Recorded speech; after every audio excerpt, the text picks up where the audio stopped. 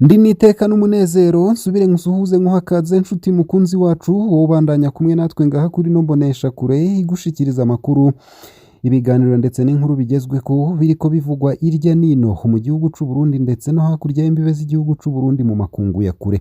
Ndaguhaye kaze, ndaguhaye mwiriwe cange mwaramutse bivanye naho dukurikira uherereye kuri uwu munsi igenekerezo rya 3 z'ukwezi kw'indwi umwaka w'ibihumbi 2026. Ano makuru nonyemerera nyatangurire kuri no nkuru yanditswe na Pacifique Ninahazwe ivuga ko ata murundi numwe hakwiye kwita mugenzi we umwansi w'igihugu. Mwijambo Perezida Ndayishimiye yashikirije rijanye no guhimbaza imyaka 64 twikukiye yagumye yerekana ingene abatabona ibintu nkawe hari abansi b'igihugu. Indongozi za Ekereziya Katolika abari mu mashirahamwe haranira agateka kazina muntu abamenyesha makuru abarongoye imigambwe Iprona na Frodebu abo bose ngo nabansi b'igihugu bagengwa n'ivyiyumviro vya PDC. Yaribagiye ko nawe yahoze yitwa umwansi w'igihugu TTG. Mu myaka 64 Uburundi bwikukiye bwarongowe n'aba bagabo 11. Umwe wese muri bano yaronse umwanya wo kwitwa umwansi w'igihugu. Bamwe babaye abambere mu kuvyita abandi biza kurangira nabo ariko bitwa. Abandi baravyiswe imyaka myinshi none ubu nibo bavyita abandi. None ga yemwe nimba aba bose hari abansi b'igihugu nindazobakunda Uburundi. Harageze ko iyi mvugo mbi ihagarara.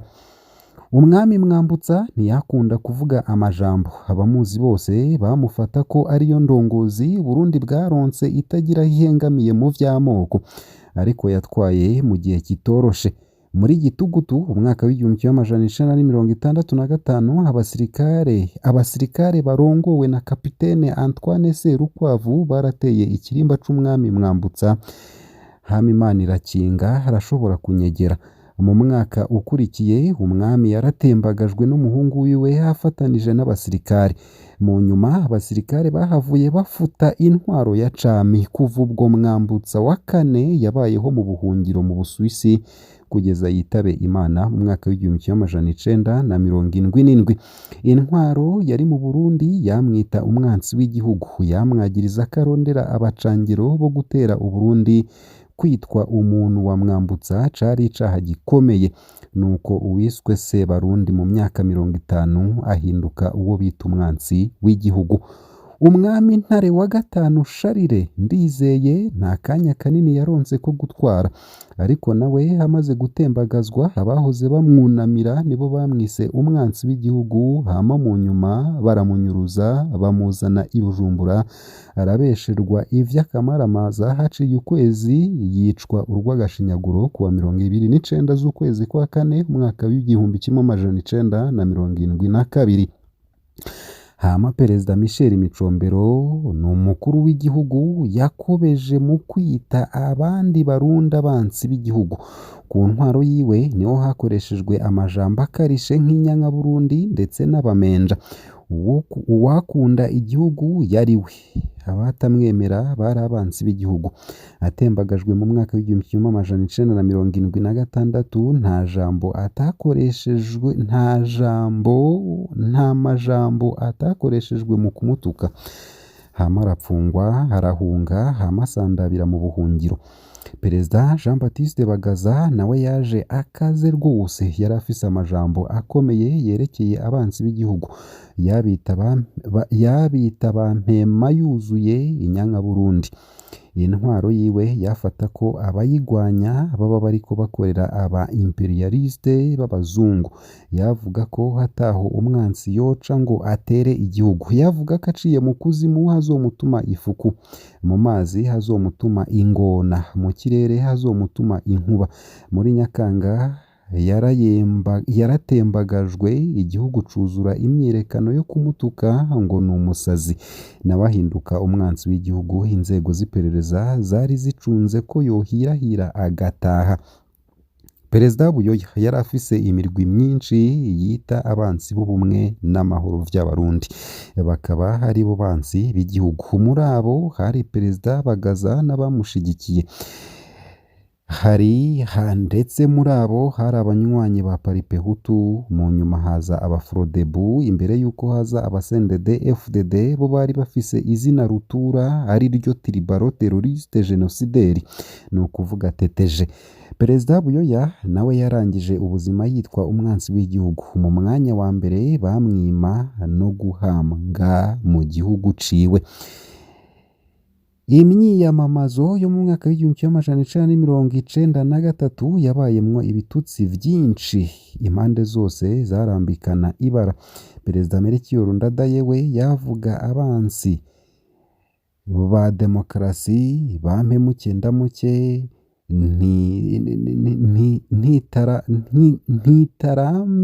ntiyarambye ku butegetsi. Urwango rw'ico gihe rwatumye agandagurwa. Perezida Ntaryamira, Perezida Ntibantunganya na Perezida Ndayizeye ntibashimitse cane ivyo kwita abandi abansi b'igihugu, ariko bo nyene bari baravyiswe imbere yo kuja ku butegetsi. Barerekana imirwi bavuga ko ibangamiye umutekano w'igihugu, ariko bo babaye abaperezida baganira cane nabo batavuga rumwe. Inyuma y'ubutegetsi Perezida Ntibantunganya yaratukwa, Perezida Ndayizeye we yaranapfunzwe nk'umwansi w'igihugu. Perezida Nkurunziza yari mu bari baratutswe bikomeye nk'abateteje. Nawe aje ku butegetsi yaje ari agahebuza mu gutuka abo batavuga rumwe, ariko arahiga ko umuriro uzotangurira iwabo ugaherera iwabo, ko bazohera nk'ifu y'imijira, ko urwembe ruzobamwa n'ibindi vyinshi. Perezida Ndayishimiye nawe nyene ari mu bahoze batukwa bikomeye ko ari umwansi w'igihugu, abiswe abateteje. Uyu munsi nawe yambaye urwaga mu gutuka abo batavuga rumwe ko ari abansi b'igihugu. Akajambo gashasha yaraye yadukanye nako kwita uwo wese yerekana ibitameze neza ko ari umu-PDC akorera abakoroni. Iyi diske irashaje, harageze ko iyi mvugo ihagarara kuko nta nico igifise ivuga. None bose bamaze kwitwa abansi b'igihugu, haca hasigara nde agikunda?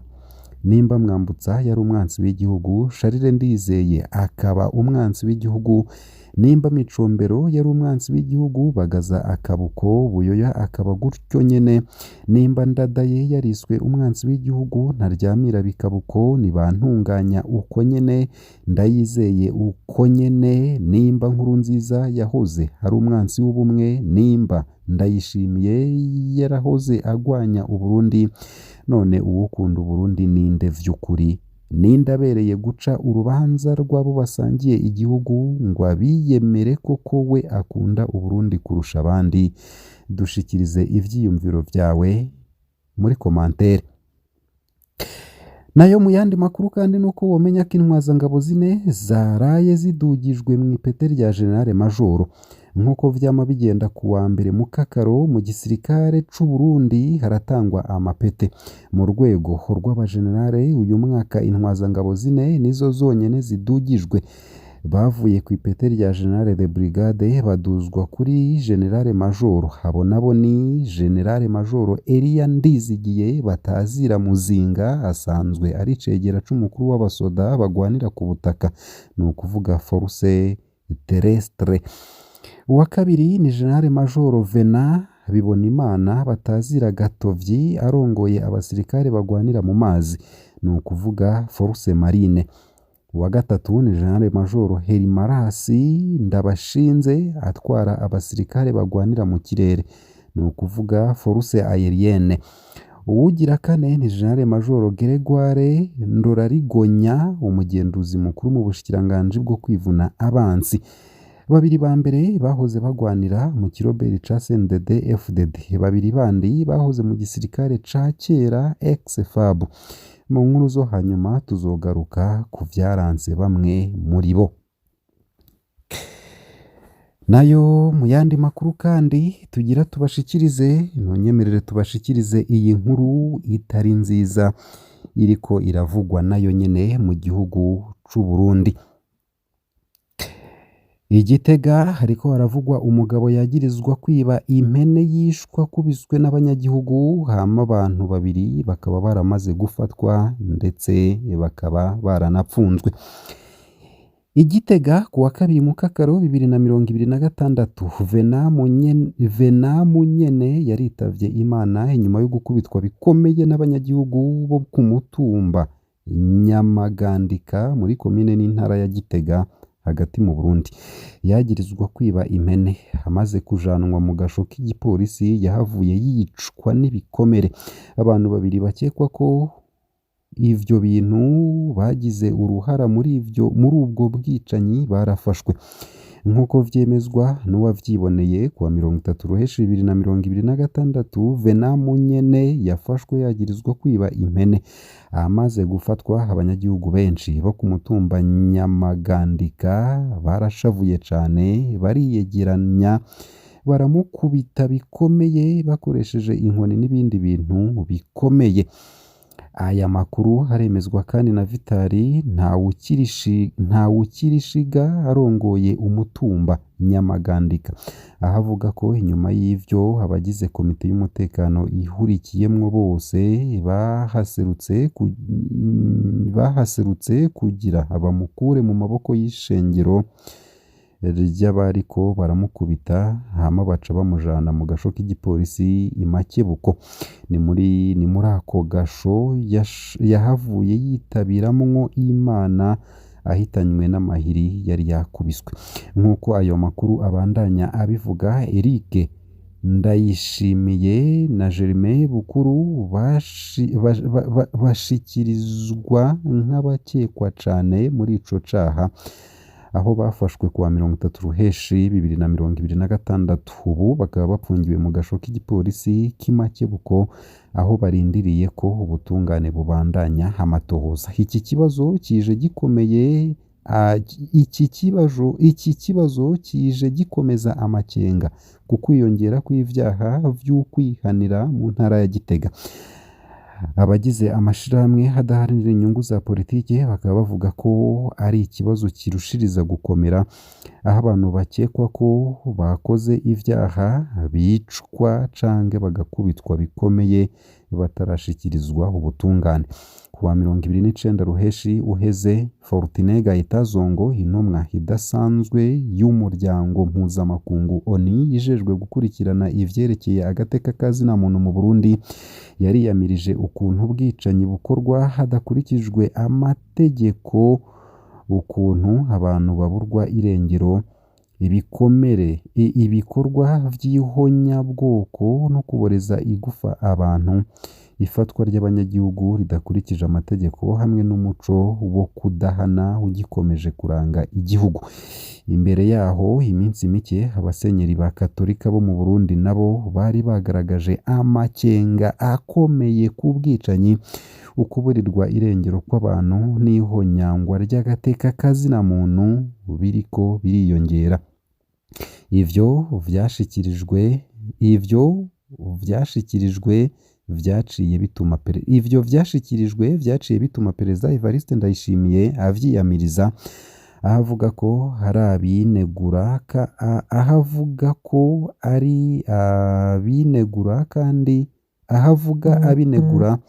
kandi akabona ko bidafise ishingiro.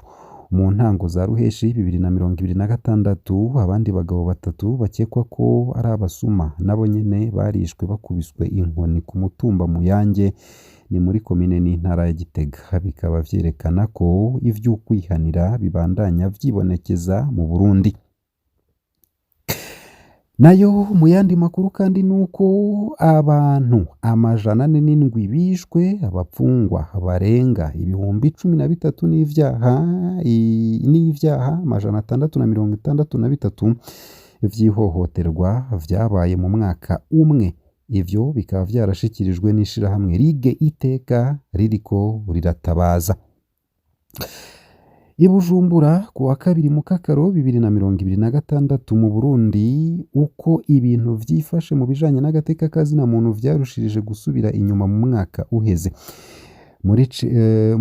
mu cegeranyo caryo co kuva muri Ruheshi 2025 gushika muri Rusama 2026 ishirahamwe riharanira agateka kazina muntu Ligue Iteka rivuga ko ryamenye ivyaha 663 vy'ihohoterwa ry'agateka kazina muntu, abantu 107 bishwe, abantu 57 banyurujwe, kandi ko amabohero yo mu gihugu yuzuye ku rugero rurenga ibice 300% vy'ubushobozi bwayo. Iryo shirahamwe rivuga ko hakibandanya icuka c'ubwoba, ukwiyongera kw'ihohoterwa hamwe no gucika intege kw'inzego zo kugenzura inyuma y'amatora yaranzwe no kwiganza k'umugambwe CNDD-FDD. Umwaka wakurikiye amatora waranzwe no gukomeza ubutegetsi. Ku bw'ico cegeranyo, umwaka wakurikiye amatora yo mu mwaka w'ibihumbi 2025 waranzwe no gukomeza ubutegetsi bw'umugambwe CNDD-FDD wari waronse ibice 96 n'ibice 51% vy'intebe z'abashinga amateka nk'uko vyatangajwe na Seni. Ligue Iteka ikaba ivuga ko ivyo vyatumye urubuga rwa politike na demokarasi bigabanuka cane. Ico cegeranyo kikaba kivuga ko ukwiganza k'uwo mugambwe kwatumye abatavuga rumwe n'ubutegetsi barushiriza gukumirwa, icuka ca politike kirushiriza kugabanuka. Ico cegeranyo kigira kiti: icuka ca politike kirangwa no kugabanya buke buke umwidegemvyo wa bose hamwe n'agahotoro gakomeye ku batavuga rumwe n'ubutegetsi. Ico cegeranyo kandi kivuga ko hari indyane mu kibano zifatiye cane ku matati y'amatongo no ku migenderanire hagati y'abategetsi n'abanyagihugu. Ivyaha 663 mu mezi 12 harimwo abantu barenga 400 bishwe. Ku vyerekeye agateka kazina muntu, Ligue Iteka ivuga ko hagati ya Ruheshi 2025 na Rusama 2026 hakozwe ivyaha 663 vy'ihohoterwa. Ivyo vyatumye abantu 407 bicwa mu bihe bitandukanye birimwo ubwicanyi hagati y'abantu canke ibikorwa vyitirirwa inzego za leta canke izitari iza leta. Iryo shirahamwe rikaba rivuga kandi ko hari abantu 57 banyurujwe, abantu 44 baborezwa igufa, ivyaha 176 vy'ihohoterwa rifatiye ku gitsina hamwe n'abantu 102 bafashwe mu buryo bunyuranye n'amategeko. Rivuga kandi ko ivyo vyerekana ugusubira inyuma gukomeye kw'agateka kazina muntu mu gihugu cose.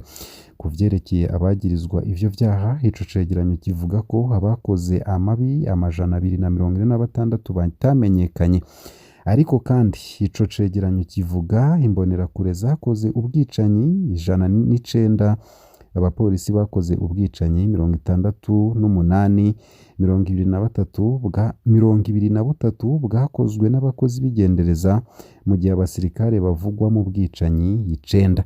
Igitega, Bujumbura ndetse na Burunga mu bibanza vyibasiwe cane. Raporo yerekana ko intara za Gitega, Bujumbura na Burunga arizo zibayemwo ubwicanyi bwinshi. Mu ntara ya Gitega handitswe abantu nk'ijana 200 bishwe. Muri Bujumbura handitswe abantu 84, mu gihe Burunga handitswe abantu 58. Ico cegeranyo kiravuga kandi ibiziga vyatowe ariko ntihamenyekana uko bishwe, hamwe n'ivyagirizi vy'ubwicanyi bwakozwe n'inzego za leta butaciye mu butungane. Ligue Iteka ikaba ivuga ko hari ibintu vyinshi bitigeze bikorwa ko amatohoza yimbitse. Ivyo bikongereza iciyumviro c'uko hari ukudahana. Abantu 57 baranyurujwe canke baburwa irengero. Ligue Iteka ivuga ko hamenyekanye abantu 57 banyurujwe canke babuzwe irengero muri ico kiringo cakoreweko. Akenshi abo bantu bavuga ko bajanywe n'abantu batamenyekanye canke bakekwa kuba canke bakekwa kuba bafitaniye isano n'inzego z'ubutegetsi canke z'umutekano. Bamwe muri bo ntibaraboneka gushika n'ubu, ivyo bikaba bikomeza gutera ubwoba imiryango yabo. Ico cegeranyo kivuga ko kuba ata makuru ku babuzwe irengero bikomeza gukwiragiza ubwoba mu banyagihugu. Nayo ku bijanye no kuborezwa igufa n'amabi atavugwa, nuko ico cegeranyo kivuga ko hari abantu 44 baborejwe igufa, ahanini rikekwa kuba ryarakozwe n'abapolisi, bamwe mu mbonerakure hamwe n'abategetsi bamwe bo mu rwego rwo hasi. Ababorejwe igufa bavuga ko bafashwe nabi kandi bagateshwa agateka, na cane cane igihe bafatwa canke bapfungwa.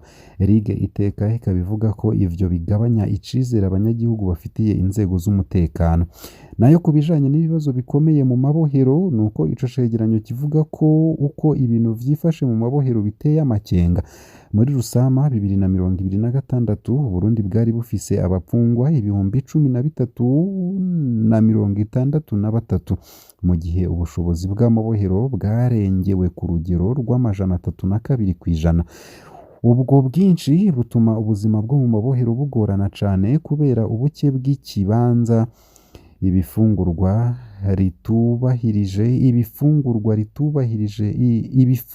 ritubahirije amategeko hamwe n'ubuvuzi budahagije. Ico cegeranyo kivuga kandi ko hari abagore bapfunganywe n'abana babo harimwo n'inzoya ziconswa. Ubufasha buguma bukenewe kubera abantu babandanya kwimuka. Mu rwego rw'ubufasha, Ligue Iteka ikaba ivuga ko hari ikibazo gikomeye giturutse ku kwimuka kw'abantu. Ico cegeranyo kivuga ko Uburundi bwakiriye impunzi nyinshi z'Abanyekongo mu bibanza bitandukanye, aho ubuzima bukibabaje cane. Ibibazo bikomeye ni amazi, ibifungurwa no kubura imiti. Hari n'abantu bahapfiriye. Muri ico gihe nyene hari n'Abarundi batahutse bavuye muri Tanzania inyuma y'iyugarwa ry'ikambi ya Nduta iri mu buraruko bushira uburengero bwa Tanzania, hamwe n'igitsure cakozwe ku bari bakiyirimwo no mu yandi makambi. Ligue Iteka ikaba ivuga ko inzego zo kugenzura iyubahirizwa ry'agateka ka zina muntu zacitse intege muri uwo mwaka. Raporo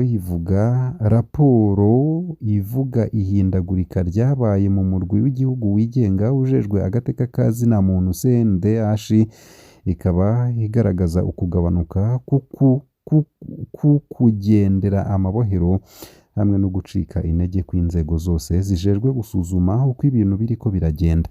Mu mpera y'umwihwezo waryo, Ligue Iteka ikaba ivuga ko kuva muri Ruheshi 2025 gushika muri Rusama 2026 haranzwe no gusubira inyuma kw'agateka ka zina muntu, ukongerekana ukwiganza k'ubutegetsi, ibibazo bikomeye vy'ubutunzi n'imibano, hamwe no kwiyongera kw'ibibazo vyo gukenera gufashwa. Iryo shirahamwe risaba ko hoba impinduka yihutirwa kugira hahagarikwe iyo ngendo mbi no gusubiza umwidegemvyo agateka ka zina muntu. Ntaco abategetsi b'u Burundi bari bwashikirize aho twashira ahabona iyi nkuru, ariko inshuro nyinshi indongozi zo mu mugambwe uri ku butegetsi kuva mu mwaka w'2005 inyuma y'amasezerano y'Arusha yo muri Nyandagaro mu mwaka w'2000 hamwe na leta y'u Burundi bagumye bavuga ko raporo za Ligue Iteka zifashwa n'abansi b'igihugu, kandi bakagiriza iryo shirahamwe gukorera inyungu z'abakoroni ba kera. Ligue Iteka ifatwa nk'ishirahamwe rya mbere riharanira agateka ka zina muntu mu Burundi, rikaba rimaze imyaka rikorera mu buhungiro kuva ku ntureka za politike zo mu mwaka w'2015 zatewe no kwiyamiriza ikiringo ca gatatu c'umuhisi Perezida Pierre Nkurunziza. Ngaha akaba ariho nsoreje ano makuru nari nabateguriye, ariko avugwa irya nino mu gihugu c'u Burundi ndetse no hakurya y'imbibe z'igihugu c'u Burundi mu makungu ya kure. Ndakwipfurije kubandanya uraruranirwa.